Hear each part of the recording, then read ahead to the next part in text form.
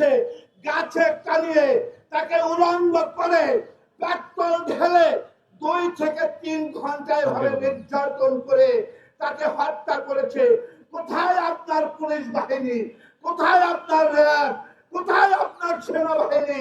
ধিক্কার জানাই আপনাকে, আপনাকে যারা নোবেল পুরস্কার দিয়েছে, এই বাংলাদেশকে কলঙ্ক করেছে, আপনার মতো লোককে নোবেল পুরস্কার দেওয়া উচিত ছিল না। এই নোবেল দিয়ে এই বাংলার জাতিকে কলঙ্ক করেছে।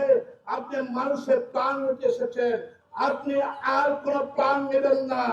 আপনি যদি রাষ্ট্র চালাতে ব্যর্থ হন, আপনি সশরীরে নেমে যান।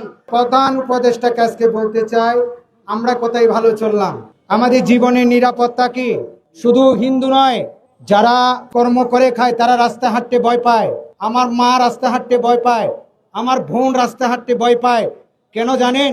শুধু এই সন্ত্রাসবাদের জন্যই। ময়মনসিংহের ভালুকায় আমাদের একজন ভাইকে নির্মমভাবে হত্যা করেছে। আজকে যদি আপনাদের মুসলিম সম্প্রদায়ের কোনো একটা ভাইয়ের সাথে যদি এ ধরনের ঘটনা ঘটতো, আপনারা কি করতেন?